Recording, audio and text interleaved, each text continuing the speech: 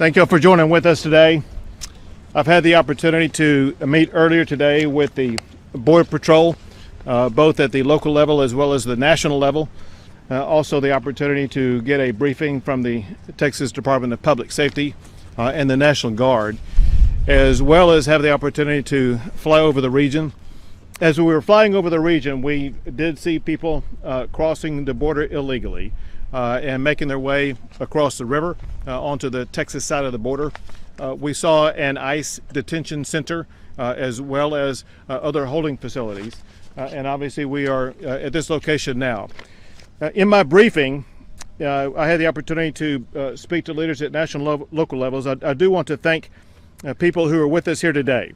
They include the Director of the Texas Department of Public Safety, Steve McCraw, General Norris, the Adjutant General in charge of the National Guard in the state of Texas, as well as the National President for the Border Patrol Council, Brandon Judd. I thank them for being here, but also especially for our state team members for their leadership in the Texas Operation Lone Star. Let me begin by making one point very clear. There is a crisis on the Texas border right now with the overwhelming number of people who are coming across the border. This crisis is a result of President Biden's open border policies. It invites illegal immigration and is creating a humanitarian crisis in Texas right now that will grow increasingly worse by the day. In getting information in my meeting with the Border Patrol, I learned these things. And that is one of the reasons for this crisis that has led to a dramatic change in just a few months is the change in policy. There was a policy that people who had come across the border illegally would be returned across the border. And there was also the Remain in Mexico policy. With the elimination of those policies, that led to a dramatic increase in the number of people coming across the border. Second, the Border Patrol told me that they did inform the Biden administration and let them know that this influx was coming. So it's not as if the Biden administration didn't know about it, and it's not as if they didn't have time to get prepared for it, but it is clear they are completely unprepared for what is going on the border now, and they're going to be even more unprepared for what will be happening in the coming months. What the Border Patrol told me, and this is actually part of the cartel strategy, because of the volume of people coming across the border, the Border Patrol that makes the arrest, they have to engage quite literally in babysitting. And while they're doing babysitting, that provides an opportunity for the cartels to be able to bring other people across the border illegally. More about the cartels in a second. Two factoids that the Border Patrol shared with me. Just this calendar year alone, there have been more than 800 criminal aliens apprehended. Those were criminals, violent criminals, who had been previously arrested in the United States and deported, who came across the border again. Among those included 78 sex offenders and 62 gang members, including gang members from MS-13. And know this, cartels, they are ramping up trafficking across the border. They're exploiting women and children, and they are overwhelming Border Patrol resources. The Border Patrol has made very clear to me the way this strategy works. The cartels, they are involved in every single one of these border crossings that we see. But more important, the cartels are even more involved in the crossings that we do not see. The strategy of the cartels is to overwhelm Border Patrol agents and law enforcement officials. And when the Border Patrol agents are so completely overwhelmed, it's during those moments that the cartels will bring across the border even the more dangerous elements. It could be people who are violent criminals, or it could be people who are from what are called special interest countries. Those are countries that are raise concerns about the danger they may pose to the United States, such as people coming from countries like Iran and Iraq, China, as well as elsewhere. The cartels are quite literally being enriched because of the policies that are being used by the Biden administration. The Biden administration is helping the cartels make more money and grow more power. They are allowing smugglers who are members of the cartel on the Mexican side bring in narcotic smugglers, special interest aliens, as well as drugs that include fentanyl, cocaine, and opioids. One thing that is clear from all the observations and all the information that I've been able to gather, and that is we need more ICE detention facilities in this area immediately. But the Border Patrol simply is not either given enough resources and do not have enough resources to be able to deal with this overwhelming tidal wave of people who are coming across the border. Let me be clear. Border Patrol has a role to play. The role that Border Patrol plays is they're the ones who have to make the arrest and make the detention. Then the responsibility goes to ICE. It is up to ICE to detain, to test, and to quarantine anybody who's coming across the border who may have exposure to COVID.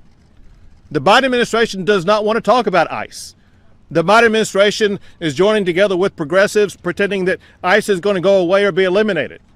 ICE is essential in this entire process, and we expect the president and the Biden administration to step up, fully fund, and actually add additional funding to the ICE program, as well as provide ICE with every tool and strategy they can provide them to make sure that they're going to be able to play the role they must play when people do come across the border. Also, let me make this very clear, because what I'm about to tell you is maybe one of the most reprehensible things I've heard this whole time. The Biden administration is not providing vaccinations for the Border Patrol. We have Border Patrol officers whose lives are on the line on a daily basis and hourly basis. And the Biden administration will not step up and provide those Border Patrol officers with the vaccinations they need.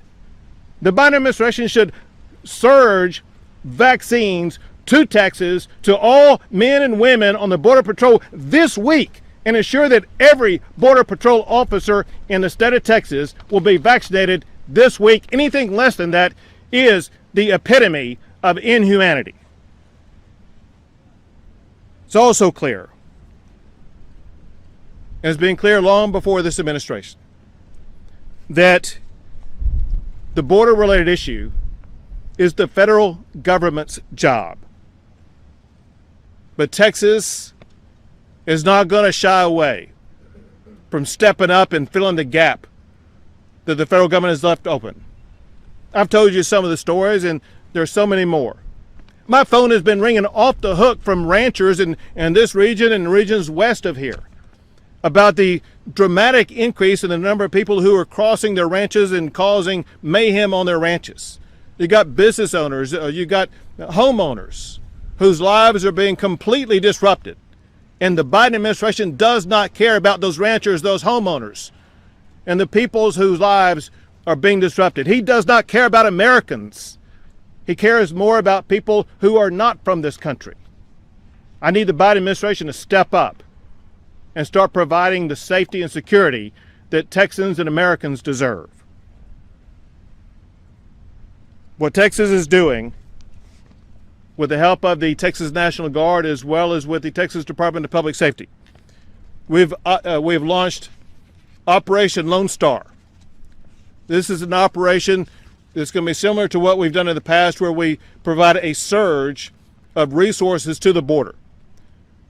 The reason why you see these patrol cars lined up behind us, because that is exactly what the Texas Department of Public Safety has done in the past whenever we have seen the surge of people coming across the border. This is an example of what you're going to see up and down the border. And let me be clear about something. One reason why we are surging Operation Lone Star at this time is because we know what is coming behind all the people who are crossing the border today. And that is the caravans that are seeking to come here. And Texas is sending a message to any caravan and to any cartel member. We're ready. We're waiting for you. If you dare step into the state of Texas, Texas will use every tool and strategy we can to arrest anybody who's violating the law, to put behind the bars anybody who's violating the law, to make sure that the laws in the state of Texas are going to be enforced. If you are a caravan or you're a cartel, you better take your activities to some other place, because they will not be accepted in Texas. We will work to step up and try to fill the gap that the federal government is leaving open by making sure that we deploy every resource, whether it be Texas Department of Public Safety, National Guard, whatever we need to do. Texas is going to fight for the safety and security of our state. To help provide you more information about that, I will call up now the Director of the Texas Department of Public Safety, Steve McCraw. Governor, thank you for your leadership. Clearly, make no mistake about it, the cartels, as the governor said, are trying to exploit Border Patrol by overwhelming them. When they do, they move methamphetamine, cocaine, marijuana, heroin between the ports of entry, plain and simple. And they move ammunition and weapons south, and they also move cash south. It's plain and simple. And there's no question that Border Patrol, properly resourced, properly staffed, equipped with the right equipment and technology, can secure the Texas-Mexico border. As the governor said, it's a sovereign responsibility of the federal government to do so. In the absence of that, it impacts not just in terms of Texans in the border region, but Texans everywhere, and quite frankly, everybody internationally. I mean, the cartels, if you got a drug problem in New York City, in Los Angeles, in San Francisco, or Chicago, you've got a border problem, because the cartels dominate the drug and human smuggling market. And I can tell you another thing, as long as cartels are allowed to lure, to entice, to bring women and children, into the United States, they'll be preyed upon. And the depravity of the Mexican cartels is unseen by any organized crime group ever. And what they do, the brutality, would shame ISIS in that regard in terms of what they do. They're a domestic security threat to the government of Mexico. They're the enemy of Texas. They're the enemy of the United States. Governor, thank you for your leadership. Thank you. And now, Tracy Norris, the Adjutant General of the Texas National Guard. Thank you, sir. Currently, the Texas Military Department, your Texas... Just step over to the middle a little bit. Make sure. I didn't want to be right in front of you. You're fine. We are deploying over 500 soldiers at this time. We are going to be in support of the Texas Department of Public Safety. We will be doing observation posts along the area that DPS designates for us. Currently, we already have planners embedded with DPS, and we currently have soldiers already training for these events in order to establish observation posts later this week.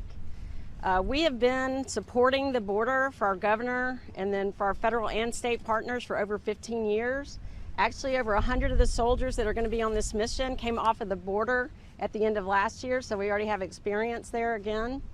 And one last thing I'd like to do very quickly is I'd like to thank the employers of our citizen soldiers for everything that they've supported them to do over the last year, which includes our COVID response to hurricanes, and even a response to last winter weather. So I want to thank the employers and their families for supporting our Texas citizen soldiers.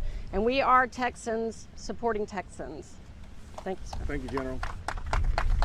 And last will be the National President for the Border Patrol Council, Brendan Judd.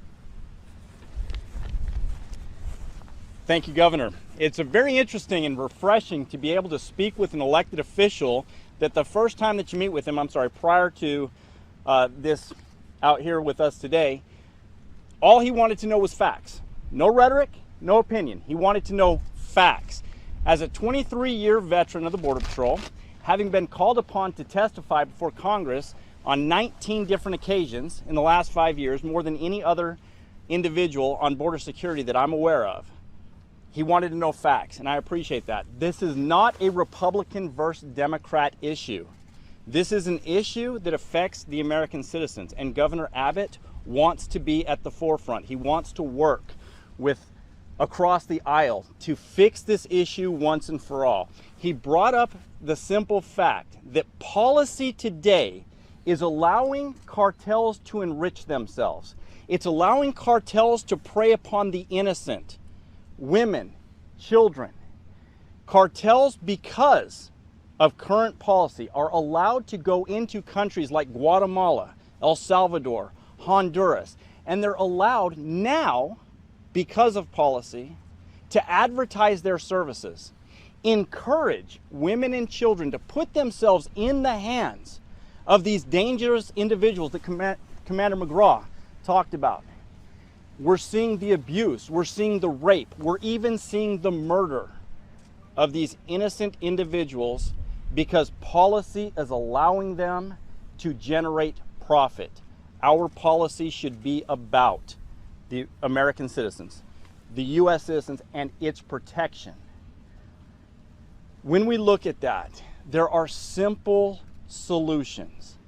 We saw under the Trump administration, the migrant protection protocols, the Remain in Mexico policy, it drove illegal immigration to 45-year lows. It cut into the criminal cartel's profits. Now that the MPP has been done away with, without replacing it with a policy that would address the same issue, has caused illegal immigration to explode. We have reintroduced that magnet that invites people to come here to the United States illegally. This is not about legal immigration. Simply put, the Biden administration, if he wants to call the migrant protection protocols inhumane, there's other things that he can do. Hire judges, adjudicate the asylum process immediately, allow those individuals that have a legal claim to be in the United States to stay in the United States. Deport those that do not have a legal claim. Hold these individuals in custody. Get rid of what has been dubbed the catch and release program. That is what draws people to cross the borders illegally. That is what is causing the innocent people to put themselves in the hands of these dangerous cartels. Work with the governors like Governor Abbott, who cares deeply, and I have had the opportunity to speak with him on multiple occasions. He cares deeply about the innocent women and children and wants to support the legal immigration, not illegal immigration. Give us judges. Adjudicate the asylum process as people enter the country, and we will fix the illegal immigration system that works here. Again, I want to thank Governor Abbott. I want to thank him for his leadership and being at the forefront and working on this issue. One interesting point of note, there's no other governor, whether it's New Mexico, Arizona, or California on the southwest border, that provides more resources than Governor Abbott at this particular issue. He targets this issue because he understands the importance to the Texas people and what it means to secure that border that is right there. Again, Governor, thank you very much. Thank you. We're going to take questions here in a second. 1 second. I want to talk about two other facts real quick, and y'all come on up here. Two other facts. I want to thank you for recognizing the resources that Texas is providing. It's very important that I also emphasize that the reason why we have the resources that Texas can provide is because the Texas legislature funds those resources. So I express my gratitude to the Texas legislature for stepping up to address this problem that their constituents are so concerned about. The last fact is this. I was told this in our meeting earlier, and it shows you how much the problem has escalated this year. I was told that in all of last year, in the Rio Grande Valley sector, there were about 90,000 apprehensions. I was told that already this year, in just January, February, and half of March, there have already been 108,000 apprehensions. And so you can see that we are on a scale where it's going to more than double or triple or maybe quadruple or quintuple the number of apprehensions made just in the Rio Grande Valley sector alone because of the new policies of the Biden administration. With that, I'll take a few questions. Governor, are you going to, as the federal government, offer to use grant money for COVID tests for migrants? So that is what you call a deflection by the federal government. Because the federal government has the money, they can fund to federal programs to do that. The way that is done, the entity that's in charge of retaining, providing testing, and quarantining any migrant who comes across the border is ICE. The Biden administration refuses to talk about ICE because they want to pretend it's going to go away. But they can provide that funding, the testing supplies, and equipment directly to ICE, and it's ICE that administers those tests while the people who are here illegally are in holding. And I fully expect the Biden administration to stop playing word games and stop and do their job. Immigration is a federal government responsibility. The federal government has the responsibility to fund the testing of anybody coming here who does have COVID, and it is ICE, not the state of Texas, responsible for administering those tests. Sir, have you spoken to local officials about what's happening here on the border? Because last week, Secretary Mayorkas came with a delegation from the White House. Apparently, no local leaders were invited. Today, did you meet with any local officials? What's the involvement here at? So our office, in one way or the other, it could be either me, my chief of staff, or agencies in the state of Texas, such as the Texas Division of Emergency Management, the Texas Department of Public Safety.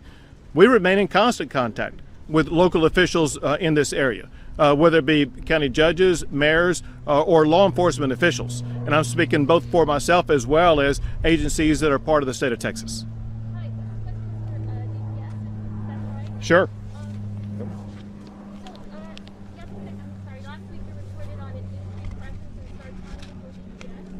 Yes. One of the main concerns at the local level is that they don't see what they saw 2 cycles ago when DPS was sent there in great presence and they were citing residents for minor infractions. And right now the economy, as you all know, is very delicate and still bouncing back. Is there a kind of balance that DPS keepers will have to make when determining who to cite and what? Yeah, worry not.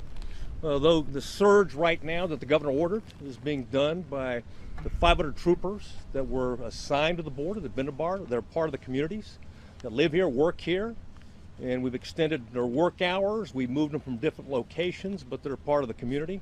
So some of the issues you heard about several years ago will be non-existent. If there's any complaint whatsoever, please contact us, because we're there to protect the public, to protect Texans, and that's it.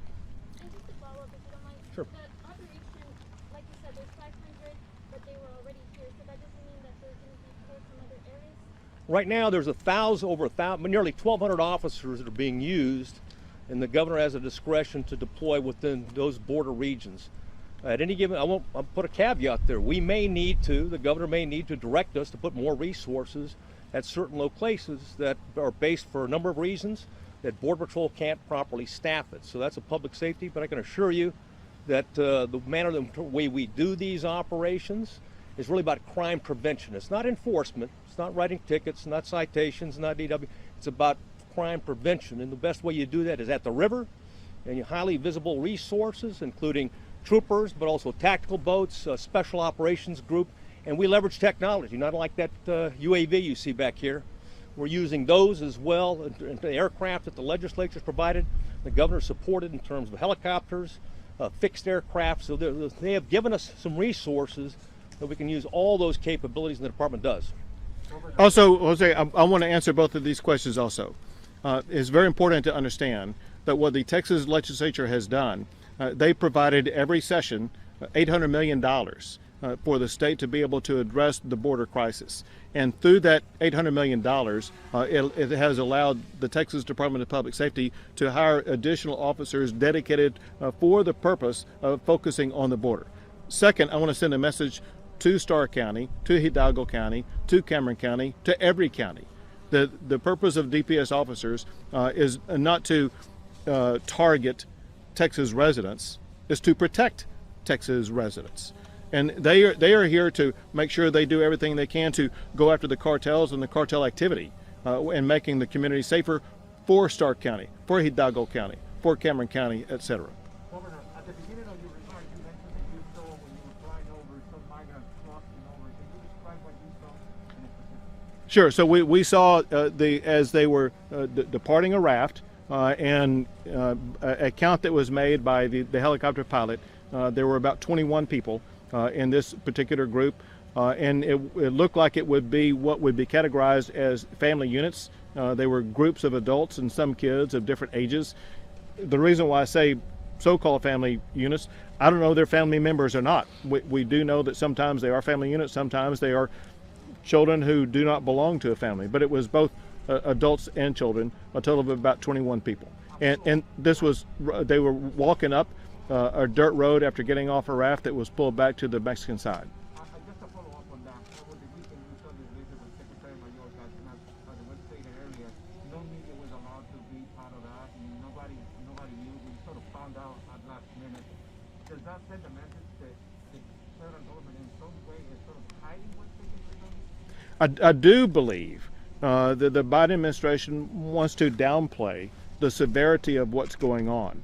And that's clear from the fact that, from my knowledge, the president has not recognized the role that ICE plays in this entire process. Another thing that we saw in our helicopter ride was that we saw the ICE detention center. And it's a very large facility. And that is exactly what the federal government has to fund with the dramatic increase in the number of people who are coming across the border. However, because of federal laws, it is essential that the federal government also provide additional funding for judges, for magistrates who can adjudicate all of these cases to comply with the timeline standards that are required by the federal laws. Two more questions. Okay, Governor, to follow up on that? So why aren't agents getting vaccinated with first responders? So Border Patrol agents, obviously, they work for the federal government, and they should be provided vaccines by the federal government. The federal government has made a priority of vaccinating other federal employees that are not on the front lines, like the Border Patrol. And that's why I have this expectation that the Border Patrol agents who are on the front line be treated like other federal employees who've already been vaccinated by the federal government. And that's why I demand that the president send vaccines to the Border Patrol this week to vaccinate our Border Patrol agents. Last question. If you were president in 2024, which some of us hope that you are, what's the first thing that you would do to enact something down here? Secure the border, period. Thank you. Thank you, guys. Thank you.